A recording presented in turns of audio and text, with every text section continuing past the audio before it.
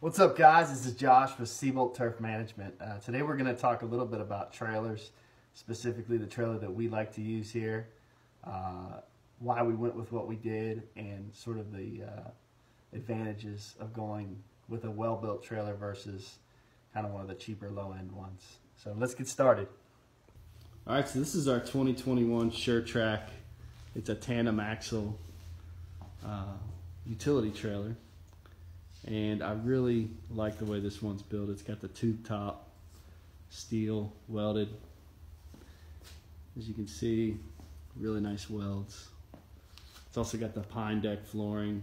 So you shouldn't have any rot issues for quite a while.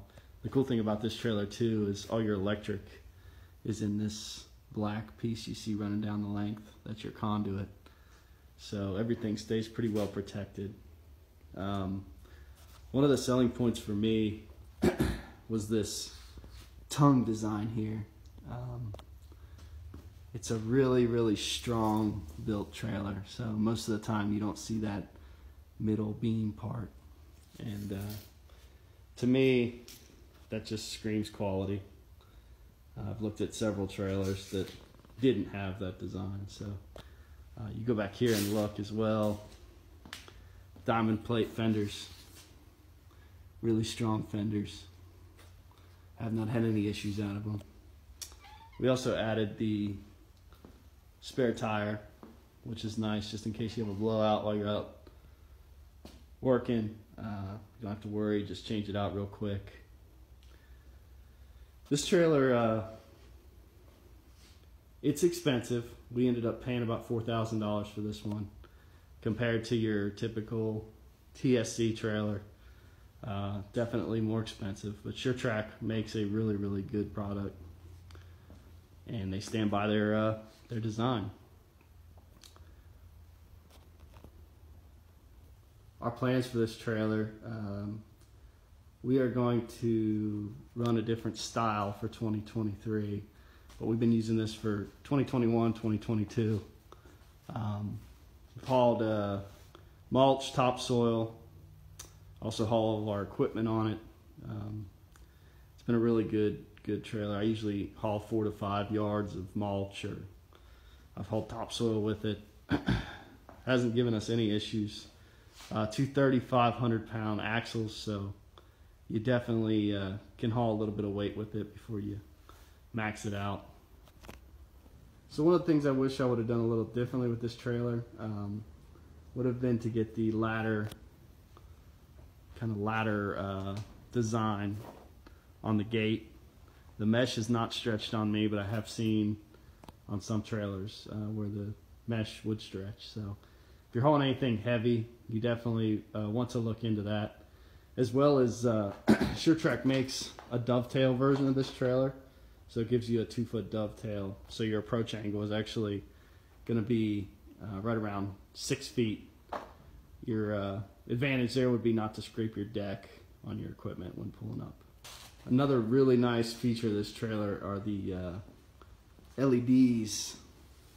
If you do any sort of nighttime driving with this thing, they really do light up, and it's very helpful so people can see you.